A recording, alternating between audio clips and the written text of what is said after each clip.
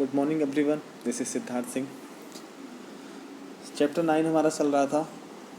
Part 1 हमने discuss कर लिया है, पार्ट 2 की आज बात है। आज हम स्टार्ट करने वाले हैं थियोसॉफिकल सोसाइटी से। Theosophical society and Annie Besant, है ना। आप लोग रीड कर लीजिएगा। थियोसॉफिकल सोसाइटी में एक नाम आपका जो आता है एनी बेसेंट का। हम एनी बेसेंट के बारे में थोड़ा सा जान लेते हैं, उसके बाद हम इसके बारे में पढ़ेंगे। एनी बेसेंट का जो जन्म था वो 1847 में आपका लंदन में हुआ था। लेकिन वो एक आयरिश थी। आयरिश मतलब आयरलैंड की थी। शुरुआत में उन्होंने एनी बेसेंट ने समाजवादी आंदोलन से जुड़ के और 1893 में वे भारत आई और उन्होंने थियोसॉफिकल सोसाइटी से अपना नाता जोड़ा। उसके बाद उन्होंने महिलाओं के सम्मान, अधिकार, बाल विवाह और जाति प्रथा का विरोध किया। कई संगठन उन्होंने बनाए। भूमि कानून जो थे उसमें सुधार की मांग की। बेहतर आवास सुविधा और गरीब विद्यार्थियों को भोजन आदि मांगों को लेकर जागरूकता अभियान शुरू किया। वे भारतीय संस्कृति से बहुत ज़्यादा प्रेरित थी, बहुत प्रभावित थी।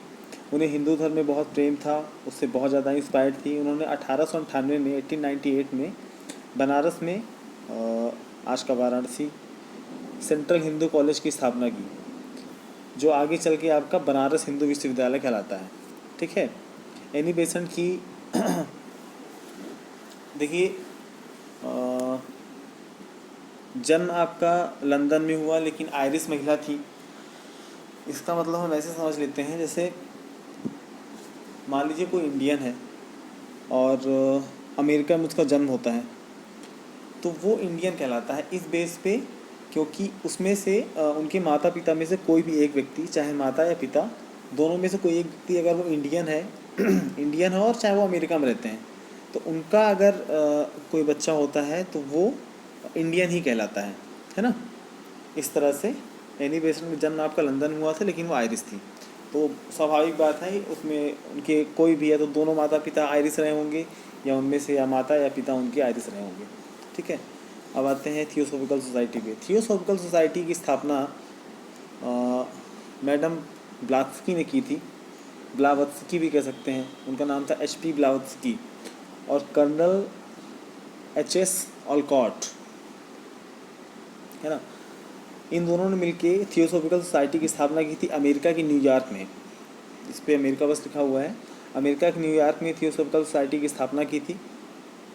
इसका जो मुख्य कार्यालय था वो मद्रास में था।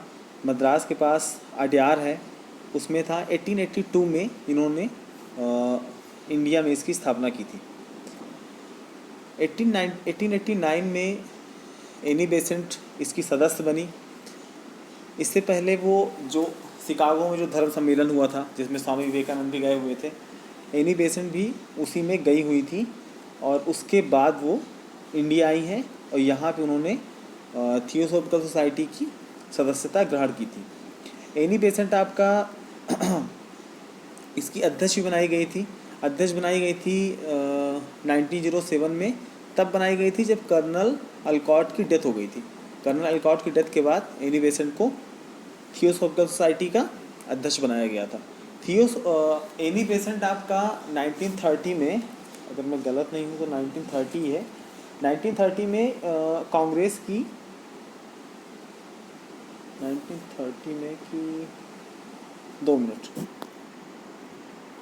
1917 में इंडियन कांग्रेस की महिला अध्यक्ष बनाया गया था इनको, जो कि इंडियन कांग्रेस जो पार्टी है उसकी पहली महिला अध्यक्ष थी एनी बेसेंट। ये भी आप लोग याद रखिएगा।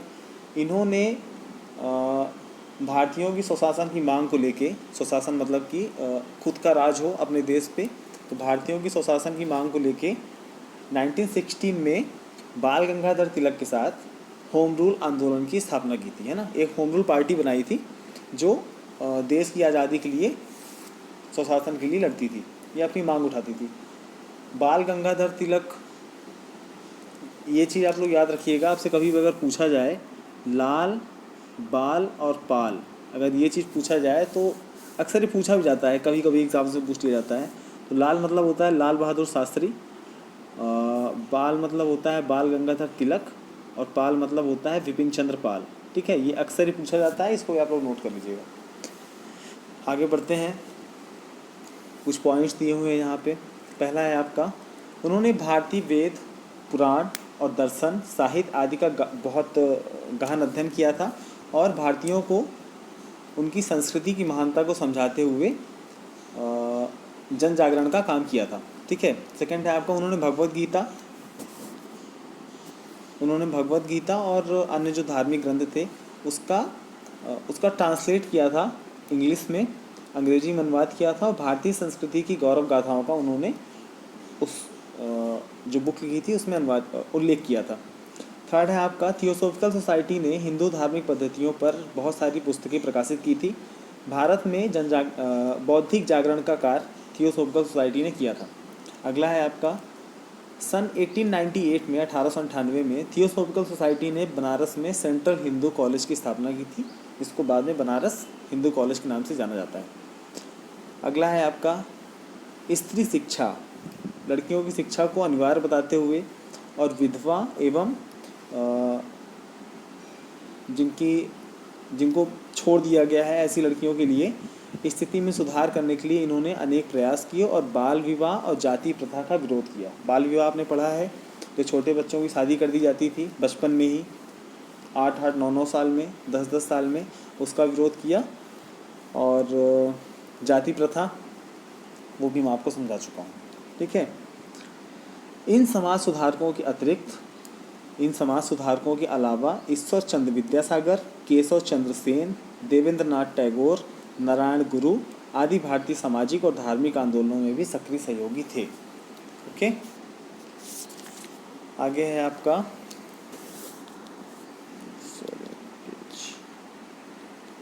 मुस्लिम सोसाइटी एंड रिफॉर्म मूवमेंट्स। मुस्लिम समाज में भी आपकी बहुत सारी कमियां थी, बहुत सारी कुरीतियां थी। इन्हीं कमियों को दूर करने और समाज में जागृति लाने के लिए अनेक मुस्लिम बुद्धिजीवियों ने, जो इंटेलेक्चुअल होते हैं और जो विद्वान होते हैं, उन्होंने बहुत सारे प्रयास किए थे। एक ये भी चीज़ है, इसको भी पढ़ लीजिए। 1857 में जब आपका विद्रोह हुआ था स्वतंत्रता संग्राम के लिए, उसके बाद ब्रिटिश सरकार द्वारा मुस्लिम विरोधी नीतियाँ अपनाई गई थी। इससे भारतीय मुसलमानों की स्थिति और भी ख़राब होती चली गई थी। इससे उनमें ब्रिटिश विरोधी भावना आपकी प्रज्वलित हो रही थी। इसी के चलते अंग्रेज़ों द्वारा समाज सुधार के किसी भी प्रयत्न से बचने लगे। जो भी अंग्रेज़ों द्वारा समाज सुधार किया जाता था उससे मुस्लिम बचने लगे और उनका रूढ़िवादी इस्लामिक दृष्टिकोण और भी हाइपर होता चला गया। भारत में मुस्लिम सुधार आंदोलन इस्लाम में व्याप्त अनीति, अवांछनीयता, अंधविश्वास और रूढ़िवादी के विरुद्ध स्टार्ट हुआ था। समय समय पर मुस्लिम सुधारकों और विभिन्न आंदोलन भी चलाए गए, जैसे आपका वहाबी आंदोलन है, इसको शुरू किया गया था सैयद अहमद बरेलवी द्वारा। ठीक है, दूसरा है आपका एक अहमदिया आंदोलन है, इसको शुरू किया गया था आपका मिर्ज़ा गुलाम अहमद के द्वारा 1889 में। एक आपका और है देवबंद आंदोलन, ओके, मोहम्मद कासिम नैनोतवी द्वारा और रशीद अहमद गंगोही द्वारा 1866 में इसको शुरू किया था। देवबंद आपकी एक जगह है ना, उत्तर प्रदेश में आपका देवबंद एक जगह है, वहाँ से स्टार्ट किया गया था। अब नीचे कुछ पॉइंट्स दिए हुए हैं, हम उसको देख लेते हैं। फर्स्ट है आपका, नवाब अब्दुल लतीफ़ ने सन 1863 में कलकत्ता में मुस्लिम साहित्य सभा,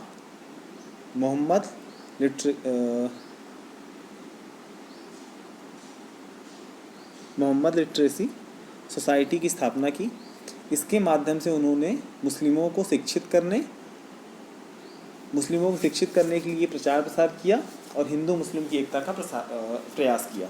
ठीक है, सेकंड है आपका, इसी क्रम में एक प्रमुख नाम आपका सर सैयद अहमद खां का है, जिन्होंने मुसलमानों के लिए आधुनिक शिक्षा के अध्ययन पर बल दिया और बहुपत्नी प्रथा एवं भाग्यवादिता को दूर करने का प्रयास किया। बहुपत्नी प्रथा मतलब इस्लाम में जैसे आपका 4 शादियाँ अलाउ हैं, तो वो ख़त्म करने के लिए इन्होंने प्रयास किया था कि एक ही पति पत्नी हो तो ज़्यादा अच्छा है, 4 शादियाँ ठीक नहीं है। उसके बाद है आपका, सर सैयद अहमद खां को कट्टरपंथी मुसलमानों के विरोध का सामना करना पड़ा। अब जो प्रथाएं आपकी सालों साल से चली आ रही हैं, सैकड़ों साल से चली आ रही हैं, और उस पर अगर कोई एकाएक प्रहार करे या एकाएक उसको बदलने की कोशिश करे तो स्वाभाविक सी बात है कि उसी के धर्म के लोग उसका विरोध करना स्टार्ट कर देते हैं। तो इसी तरह आपका सर सैयद अहमद खां को जो आपके प्रो मुस्लिम्स थे या कट्टरपंथी मुस्लिम्स थे, उनका विरोध का सामना करना पड़ता, लेकिन उन्होंने अंग्रेज़ों और मुसलमानों को निकट लाने के लिए हर संभव प्रयास किया। अगला है आपका सन 1864 में 1864 में उन्होंने एक अनुवाद समिति, जिसे विज्ञान समिति भी कहा जाता है, की स्थापना की, जो विज्ञान और अन्य विषयों की, अन्य सब्जेक्ट्स की अंग्रेजी पुस्तकों का उर्दू में अनुवाद करते थे, है ना। अनुवाद समिति का मतलब होता है ट्रांसलेटरी समिति। कोई भी बुक्स ऐसी हैं, जैसे मान के चलो कि किसी को इंग्लिश नहीं आती है, उसको सिर्फ उर्दू आती है, तो इनका काम था कि जो आपकी अच्छी किताबें हैं जिनसे हमको एक निश्चित आयाम मिल सकता है या फिर कोई ज़रूरी बातें हमसे पता चल सकती हैं, तो उसे इन्होंने इंग्लिश से उर्दू में ट्रांसलेट करवाया था। एक विभाग था, उर्दू में ट्रांसलेट करवाया था और सबके लिए अवेलेबल करवाया था कि आपको ये सारी चीज़ें पढ़नी चाहिए।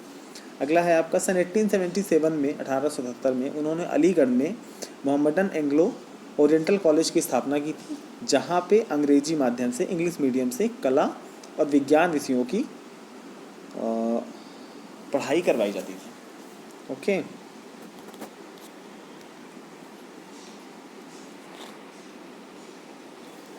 कला मतलब कल्चर, आर्ट। अगला है आपका अंग्रेज़ों ने इस कॉलेज के विकास में, इस कॉलेज को डेवलप करने के लिए अपना सहयोग दिया था, और यहाँ कई सारे जो टीचर्स थे वो इंग्लैंड से यहाँ पे आते थे पढ़ाने के लिए, ठीक है। कालांतर में ये कॉलेज आपका अलीगढ़ मुस्लिम कॉलेज, अलीगढ़ मुस्लिम विश्वविद्यालय बन गया। इस पूरे घटनाक्रम को अलीगढ़ आंदोलन के नाम से जाना जाता है। आज भी आप देखेंगे यूपी में आपका कॉलेज है अलीगढ़ मुस्लिम यूनिवर्सिटी, है ना। चाहे तो आप नेट पे खोज के इसके बारे में और ज़्यादा जानकारी ले सकते हैं, और इसको अलीगढ़ आंदोलन के नाम से जाना जाता है। नेक्स्ट है आपका पूरे देश के जो अधिकतर मुसलमानों, पूरे देश के अधिकांश मुसलमानों ने इस कॉलेज को भरपूर सहायता दी थी और सहयोग किया था, है ना। जितने भी मुसलमान थे देश में, सभी ने इस आंदोलन को सपोर्ट किया था और इस यूनिवर्सिटी को सपोर्ट किया था, और आज भी सबसे ज़्यादा मुस्लिम साहब की इसी कॉलेज में पढ़ते हैं, अलीगढ़ मुस्लिम यूनिवर्सिटी में।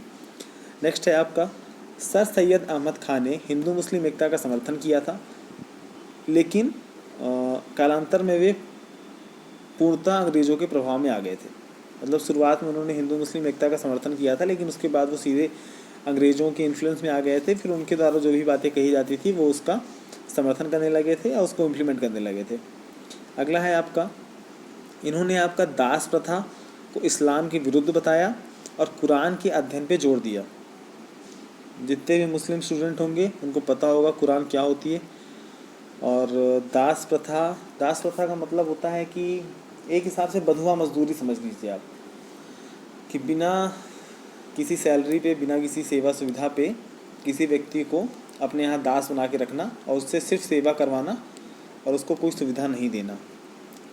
अगला है आपका, अपने विचारों को उन्होंने तहजीब उल अखलाक नामक पत्रिका का प्रकाशन करके समाज के सामने प्रस्तुत किया। नेक्स्ट है आपका reform movements of Parsis and Sikhs.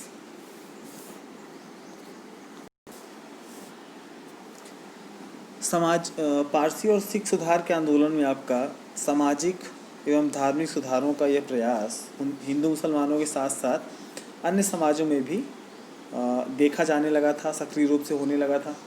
आपका सन 1851 में पारसियों में एक धार्मिक सुधार संघ की स्थापना की थी, जिसका मोटिव था, आपका जो उद्देश्य था वो पारसियों की सामाजिक स्थिति को सुधारना, पुनरुद्धार करना और पारसी धर्म की प्राचीन पवित्रता को स्थापित करना था।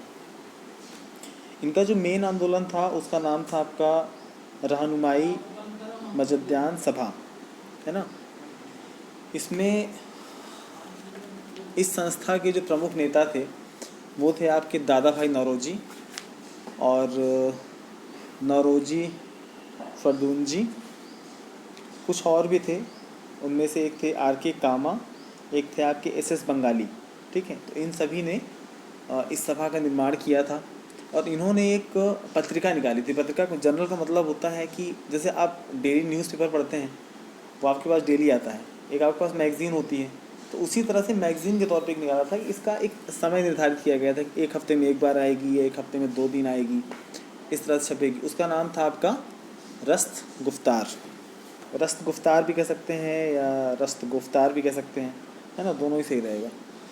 सेकंड है आपका पाश्चात्य शिक्षा के सुधार में। पाश्चात्य शिक्षा के सुधार मतलब पश्चिमी शिक्षा का सुधार में, मतलब जो वेस्टर्न कल्चर में जो शिक्षा दी जाती थी और उसके सुधार आंदोलनों से प्रभावित होके इंस्पायर्ड होके सिखों ने भी अपने संप्रदाय और समाज में सुधार लाने का प्रयास किया। सिखों के जो गुरुद्वारे होते हैं, गुरुद्वारे आपने देखे होंगे, सिखों के गुरुद्वारे जो होते हैं वो उनके पुरोहित और महंत जो होते हैं, जो उनके गुरु वगैरह होते थे, पुरोहित वगैरह होते थे, उनके कब्जे में थे, जिन्हें वे अपनी निजी संपत्ति समझने लगे थे, प्राइवेट प्रॉपर्टी के तौर पे वो समझने लगे थे और वही उनका संचालन करते थे, वही उनको अपने कब्जे में रखते थे। इसीलिए महंतों से गुरुद्वारों को मुक्त कराने के लिए शिरोमणि गुरुद्वारा प्रबंधक कमेटी और अकाली दल ने मिलकर आंदोलन चलाया और गुरुद्वारों का नियंत्रण सिख समाज को सौंपने की मांग की। शांतिपूर्ण ढंग से ये आपका आंदोलन चलाया गया था और इस आंदोलन में आपका लगभग जितने भी सिख समुदाय थे, जितने भी लोग थे, चाहे नॉर्मल हो चाहे जिनकी आर्थिक स्थिति मजबूत हो, उन सभी ने इस पे सहयोग किया। सभी के एक साथ प्रयास करने पे आपका 1925 में एक आपका लॉ बनाया गया, एक आपका एक्ट बनाया गया, जिसके अनुसार आपका जो भी गुरुद्वारों का संचालन था उसका जो कार्यभार था वो सौंप दिया गया शिरोमणि गुरुद्वारा प्रबंधक समिति को। ओके, आगे चलते हैं। Impact of reform on Indian society. क्या क्या प्रभाव पड़े भारतीय समाज पे इन आंदोलन्स का। 19वीं शताब्दी में भारत में जो धार्मिक और सामाजिक आंदोलन आपके चलाए जा रहे थे, उनके प्रभाव से भारतीय समाज में शैक्षणिक, शिक्षा संबंधी या सांस्कृतिक संबंधित, राजनीतिक, पॉलिटिकल, सामाजिक, आर्थिक और धार्मिक प्रत्येक क्षेत्र में आपका पॉजिटिव रिफॉर्म्स आपके देखने को मिले। फर्स्ट है आपका आधुनिक शिक्षा में, और आधुनिक शिक्षा हो गई, ज्ञान हो गया, विज्ञान हो गया, दर्शन एवं साहित्य के अध्ययन में लोगों की रुचि बढ़ने लगी, है ना। आधुनिक शिक्षा, ज्ञान, विज्ञान, दर्शन और साहित्य में अध्ययन में लोगों की रुचि बढ़ने लगी, लोगों में पढ़ने लगा, संस्थाएं खोली गई, आंदोलन चलाए गए, जिससे लोगों का प्रभाव इन सारी चीज़ों पर पड़ा। सेकंड है आपका देश में स्कूल और कॉलेज की संख्या में वृद्धि हुई। ये देखिए धीरे धीरे आप ये चीज़ देख सकते हैं कि आपको हर एक 1-1.5 किलोमीटर पे आपको एक प्राथमिक शिक्षा का कॉलेज स्कूल मिल जाएगा, प्राइमरी स्कूल मिल जाएगा गवर्नमेंट की तरफ से। आपके उचहरा में ही 2-3 कॉलेजेस हैं और 2-3 स्कूल्स हैं, गवर्नमेंट के हैं। आपको लगभग हर क्षेत्र में स्कूल और कॉलेज आपको मिल जाएंगे। उनकी संख्या धीरे धीरे बढ़ाई जानी स्टार्ट कर दी गई। थर्ड है आपका महिलाओं की स्थिति में कुछ सुधार हुआ। सती प्रथा, बाल विवाह, पर्दा प्रथा में कमी आई और उनकी शिक्षा का विकास हुआ।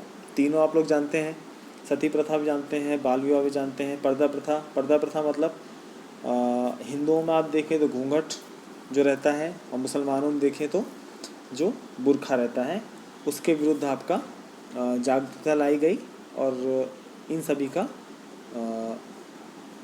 शिक्षा में विकास भी हुआ। सभी सुधारकों द्वारा वेदों के पुनः अध्ययन और संस्कृति के गौरव के गान से भारतीयों में स्वतंत्रता और राष्ट्रीयता की भावना को और मजबूती प्रदान की। इन सुधार आंदोलनों से पूरे देश में एक नई जागृति फैली और सांस्कृतिक चेतना का विकास हुआ। Okay, development of education, literature, art and science.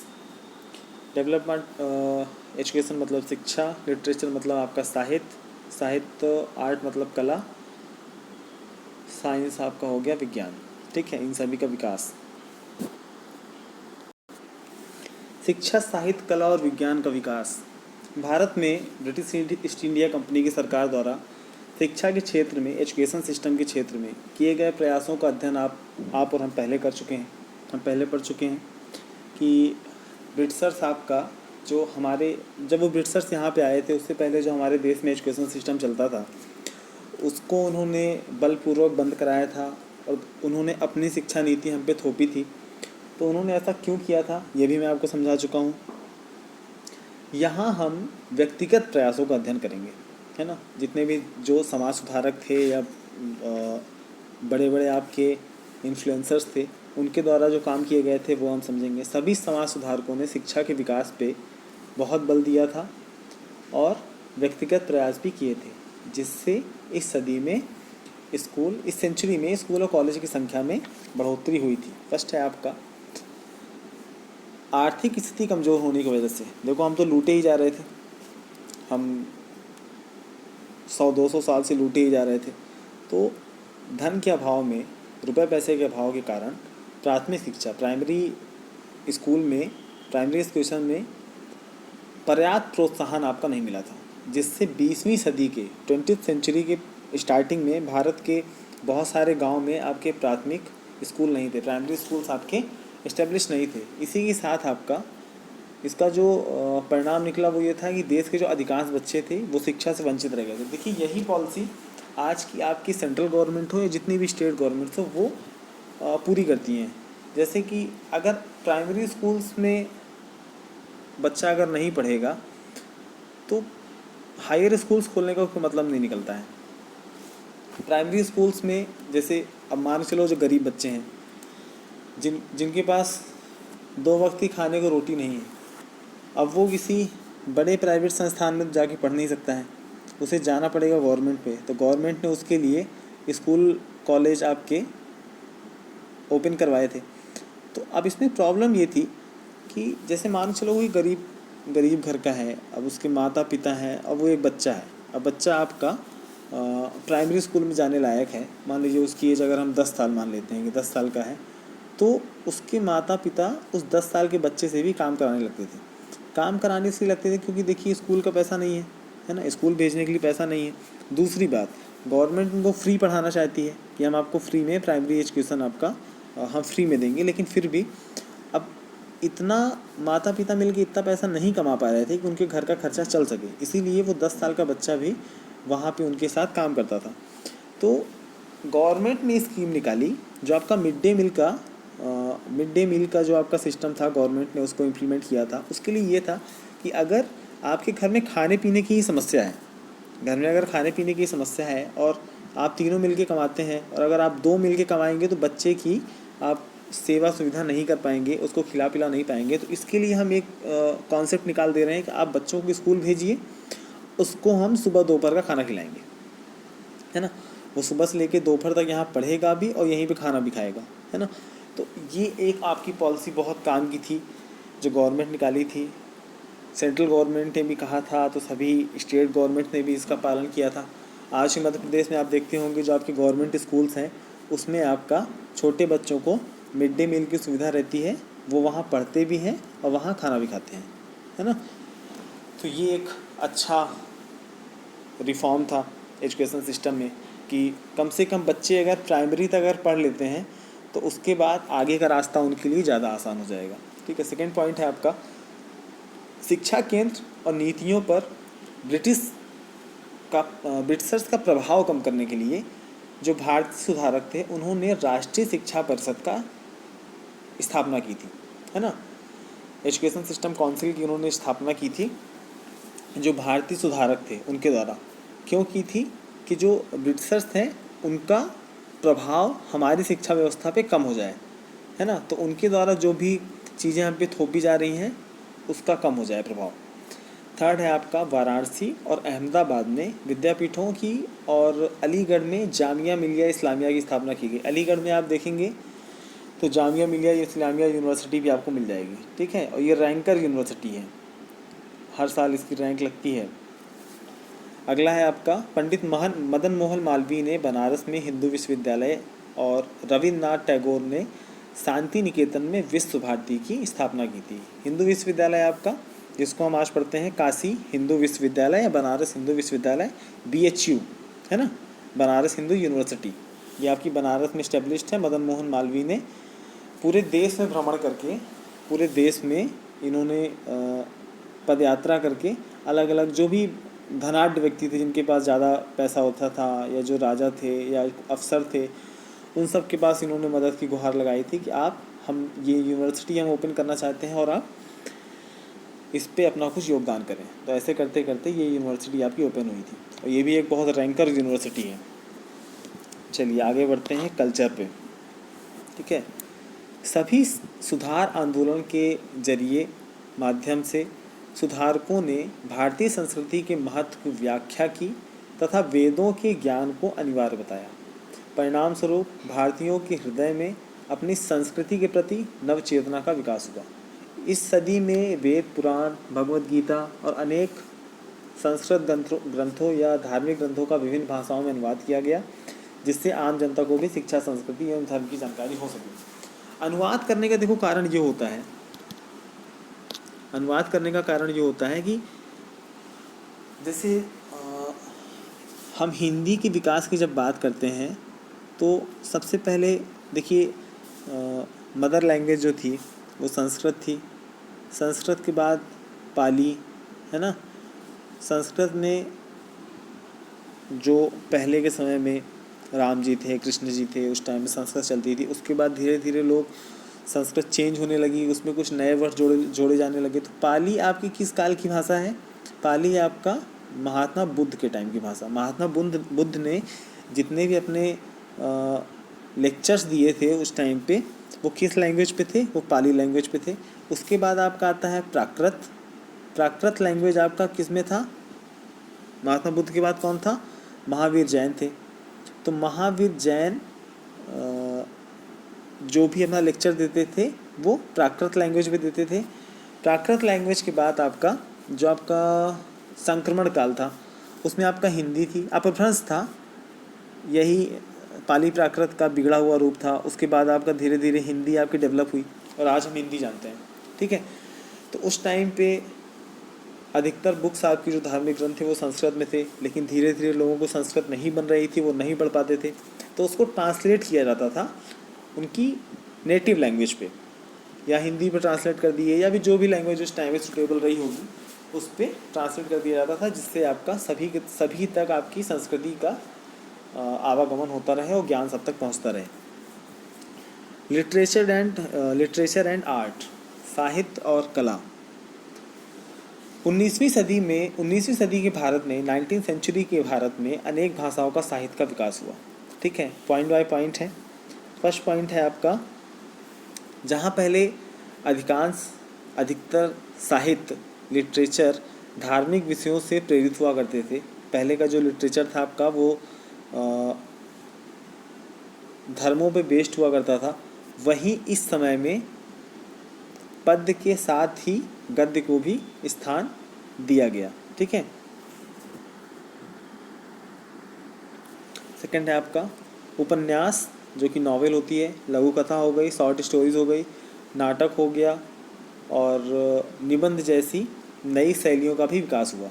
ठीक है, उपन्यास, नॉवेल आपने शायद नहीं पढ़ी होगी, कभी अगर मौका मिले तो अमीश करके हैं, उनकी नॉवेल पढ़िएगा। चेतन भगत की नॉवेल मैं आप लोग को सजेस्ट नहीं करूँगा, क्योंकि उसमें कुछ भी वो एकदम ख़त्म नॉवेल वाली रहती है, लेकिन अभी कहीं मौका मिले तो अमीश की नॉवेल आप लोग ज़रूर पढ़िएगा, है ना। तो उपन्यास, लघु कथा, नाटक और निबंध जैसी नई शैलियों का आपका निर्माण हुआ था। थर्ड है आपका साहित्य की इन्हीं शैलियों एवं काव्य में अधिकतर आपका मानवतावादी विषय ही होते थे, है ना। ह्यूमनिस्टिक आपके जो सब्जेक्ट्स होते थे वही होते थे, जिनका संबंध आपका साधारणतः लोगों के जीवन संघर्ष और उनकी समस्याओं से भी संबंधित होता था। एक दिन मैंने आप लोग को बोला था कि 1936 में मुंशी प्रेमचंद की बुक नॉवेल थी, उन्होंने लॉन्च की थी। उनकी जब डेथ हुई थी तभी उसी साल ये बुक लॉन्च हुई थी, गोदान। ठीक है, गोदान मतलब गाय का दान। तो जो इसमें लिखा हुआ है, साहित्य की इन शैलियों एवं काव्यों में मुख्यतः मानवतावादी विषय की होते थे जिनका संबंध आपका साधारण लोगों के जीवन संघर्ष उनकी समस्याओं से संबंधित था। तो ये जो आपकी गोदान है ये आपकी 19वीं सेंचुरी की है, 20वीं सेंचुरी की है। इसे आप लोगों को एक बार पढ़ना चाहिए, तो उस टाइम के लोगों का जो जीवन संघर्ष था उससे आप लोग रूबरू हो सकेंगे, है ना। अगला है आपका, इस समय लिखी गई रचनाओं और साहित्य ने देश प्रेम और राष्ट्रीयता की भावना को सशक्त करने का भी काम किया। इसका छोटा सा उदाहरण आप देख लीजिए। बंकिम चंद्र चट्टोपाध्याय ने आनंद मठ बुक लिखी थी। उसमें उन्होंने बंगाल में जो भी आपका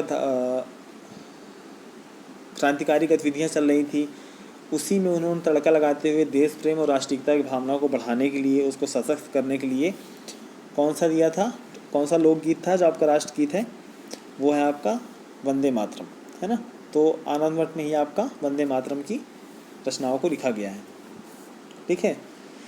अगला है आपका, क्षेत्रीय भाषाओं में मतलब नेटिव लैंग्वेज में विकसित साहित्य ने सुधारवादी विचारों का प्रचार प्रसार किया और अन्याय के विरुद्ध आवाज़ उठाई। नेटिव आपकी लैंग्वेज क्या होती है, जैसे मान के चलो बघेली हो गई, है ना।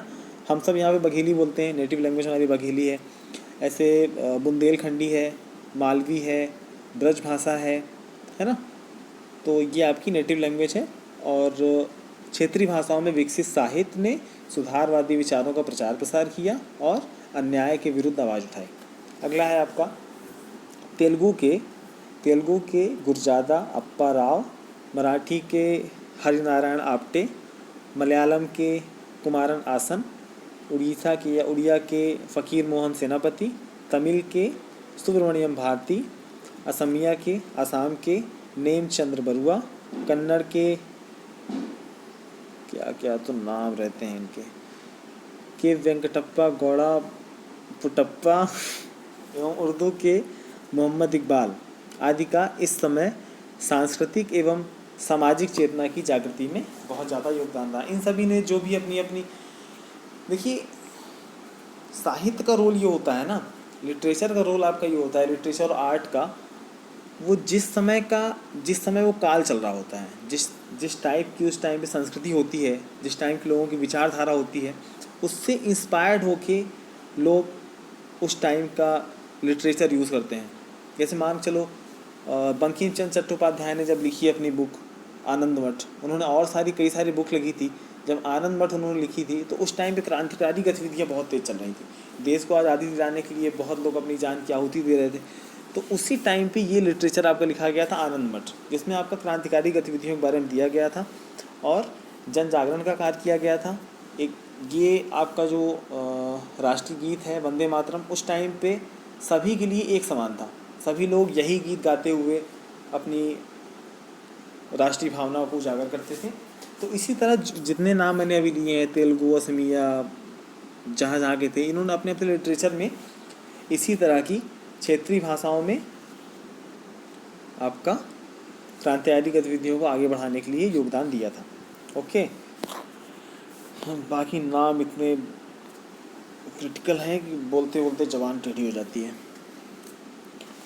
ब्रैकेट में आपका रविन्द्रनाथ टैगोर दिए हुए हैं। रविन्द्रनाथ टैगोर को 1913 में आपका नोबेल प्राइज़ भी मिला था, है ना। चलिए इसको पढ़ लेते हैं।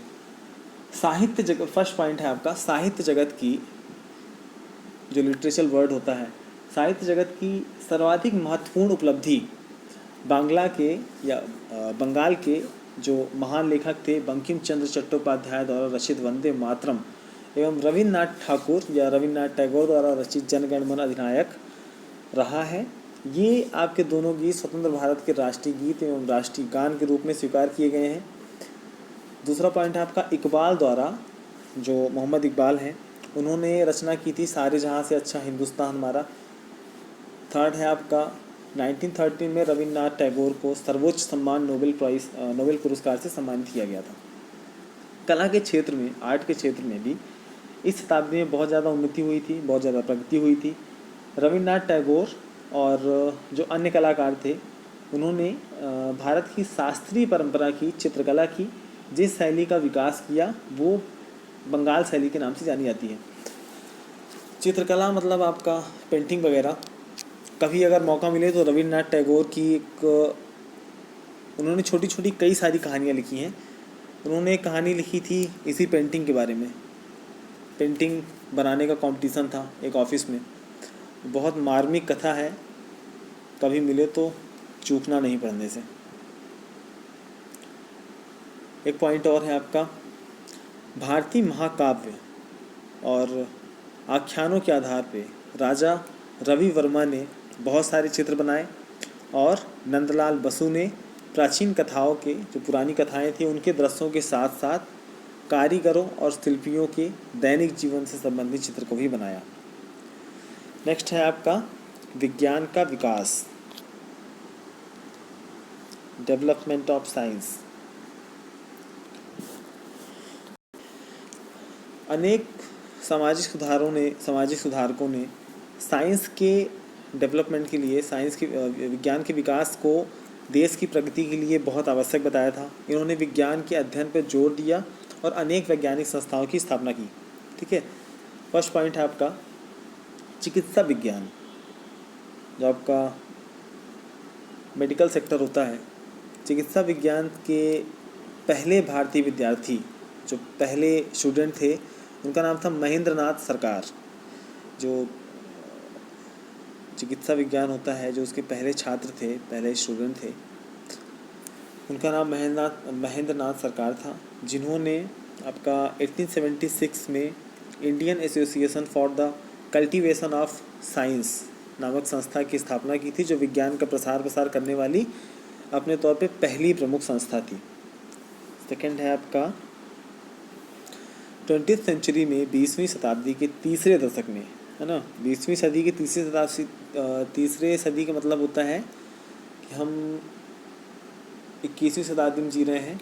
जब आपका 2030 लग जाएगा, इसका मतलब होता है तीसरा दशक लग जाना, है ना।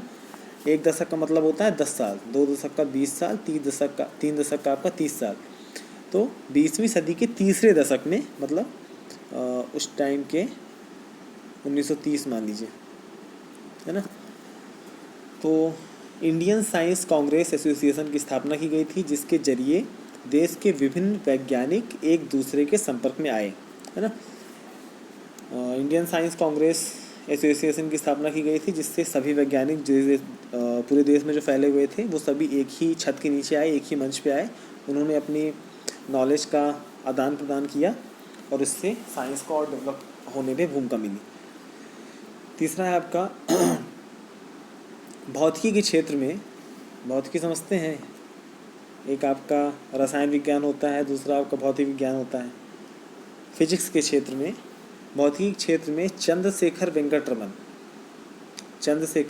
वेंकट रमन, सांख्यिकी क्षेत्र में प्रफुल्ल चंद्र महलनोबिस तथा गणित के क्षेत्र में, मैथ के क्षेत्र में श्रीनिवास रामानुजन का नाम विशेष रूप से उल्लेखित है।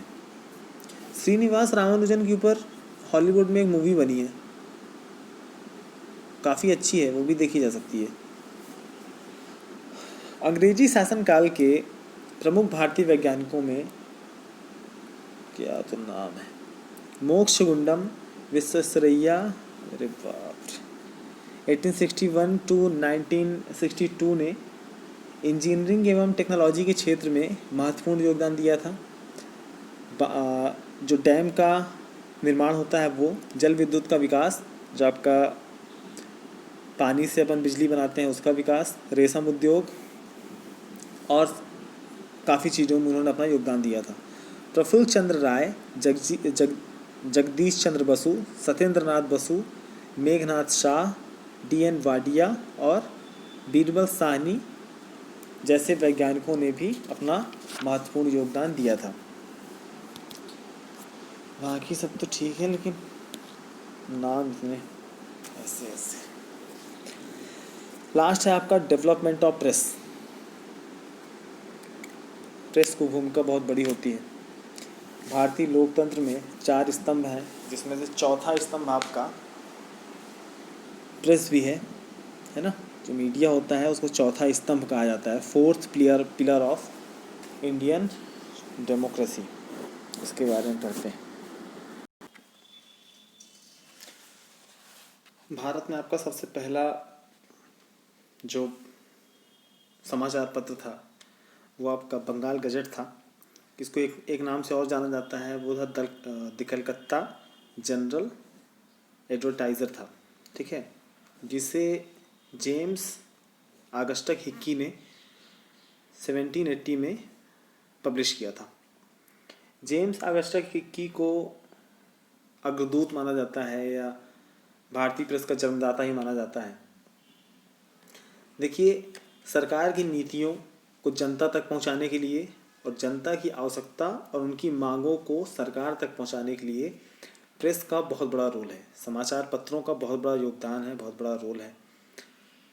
किसी भी सुधार आंदोलन, कोई भी जन आंदोलन हो, उनके विचारों को पब्लिक तक पहुंचाने का सही काम आपका प्रेस के माध्यम से ही किया जाता है। शुरुआत में आपका समाचार पत्र और पत्र पत्रिकाओं पर केवल अंग्रेज़ों का अधिकार था, उन्हीं का वर्चस्व था, उनके अलावा कोई और समाचार पत्र आपका छाप नहीं सकता था। लेकिन 19वीं सदी में, 19th सेंचुरी में सामाजिक और धार्मिक सुधार आंदोलन और राष्ट्र भावना को बढ़ाते हुए, प्रबल करते हुए, उनके विचारों को, जो उनकी सोचने की, समझने की अलग तरीके थे, जो भी सुधारक थे, उन्होंने बहुत सारे प्राइवेट समाचार पत्रों पत्रिकाओं का भी प्रकाशन पब्लिश करना शुरू कर दिया, जो भी आंदोलनकारी थे। जैसे एक उदाहरण है आपका भगत सिंह का। भगत सिंह का क्या दे दें, आपका इंडियन सोशलिस्ट, हाँ, इंडियन रिपब्लिक सोशलिस्ट करके एक पार्टी बनी थी, जिसकी स्थापना पहले इंडियन रिपब्लिक पार्टी थी, उसको फिर भगत सिंह ने इंडियन सोशलिस्ट रिपब्लिक पार्टी कर दिया था। तो इसकी स्थापना आपका भगत सिंह, चंद्रशेखर आज़ाद हो गए, राम प्रसाद बिस्मिल हो गए, असफाउल्ला खां हो गए, है ना। तो ऐसे लोगों ने मिलकर इसकी स्थापना की थी और इन्होंने अपना पहला समाचार पत्र निकाला था सोशलिस्ट पार्टी के नाम से। तो जैसे मान चलिए आज के टाइम पे तो सोशल मीडिया है, पूरा पूरा न्यूज़ हाउस है, आप अपनी न्यूज़ घर बैठे कहीं की भी कोई न्यूज़ अपने घर बैठे आप देख सकते हैं। लेकिन पहले ऐसा सिस्टम नहीं था, टीवी नहीं था, बहुत कम लोगों के पास रेडियो हुआ करते थे। जो जनसभाएं लगा करती थी, उन्हीं के जरिए लोग अपनी बातें दूसरों तक पहुंचा पाते थे। लेकिन जनसभाएं क्यों लगती थी? वो लगती थी सिर्फ और सिर्फ एक ही कारण से कि अंग्रेज़ों को किसी न किसी तरीके से यहाँ से बाहर फेंका जाए और इस देश को आज़ादी दिलाई जाए। तो अंग्रेज़ों ने जितनी भी जनसभाएं थी उस पर बैन लगा के रखा हुआ था कि कहीं पे भी अगर राजनीतिक या क्रांतिकारी तौर पे अगर कोई जनसभा लगी होगी, संगोष्ठी चल रही होगी, सेमिनार चल रहा होगा, तो उस पर सभी को या तो गिरफ्तार कर लिया जाएगा, गोली मार दी जाएगी, गायब करवा दिया जाएगा। तो इसके लिए लोगों ने सबसे अच्छा तरीका निकाला कि अपनी सोच को एक पेपर पे लिखा जाए या उसे छापा जाए और लोगों तक पहुंचाया जाए। तो यही कार्य आपका भारतीय स्वतंत्रता संग्राम में बहुत बड़ा रोल अदा करता है। तो लोग अपनी, जैसे मान चलिए कि कोई उस टाइम के लाहौर में बैठा है, लाहौर पहले भारत में हुआ करता था, पंजाब के क्षेत्र में आता था, मान लीजिए पंजाब के लाहौर में बैठा हुआ है, अब उसे अपनी बात पहुंचानी है बंगाल के कलकत्ता में। तो अब यहाँ से वहाँ तक जाना बाई ट्रेन, जहाँ की पूरी मिलिट्री लगी हुई है, पुलिस लगी हुई है लोगों को पकड़ने के लिए, तो उसके लिए वो पेपर छापते थे। पेपर को यहाँ से वहाँ पहुँचाना बहुत आसान होता था बतौर किसी आदमी को। तो समाचार पत्र आपके पब्लिश होने लगे, लोगों की विचारधारा, लोग एक दूसरे से सहमत होने लगे, लोगों की समस्याओं से लोग अवगत होने लगे। तो इसी तरह आपका निजी, प्राइवेट आपके जो समाचार पत्र पत्रिकाएँ थे, उनका प्रकाशन किया जाने लगा। जिन समाचार पत्रों के माध्यम से राष्ट्रीय चेतना का विकास करने का प्रयास किया जा रहा था, उनके जो भी संपादक थे, उन सभी को अंग्रेज जेल में डाल देते थे। लेकिन फिर भी इस समय के बहुत सारे समाचार पत्रों ने भारतीयों की मांगों, शिकायतों और उनकी दुर्दशा का खुल के चरित्र चित्रण किया था और स्वतंत्रता की भावना को और अधिक प्रेरित किया था, सशक्त किया था। जैसे मान लो कोई भी है और वो अपना पेपर निकाल रहा है, पब्लिश कर रहा है अपना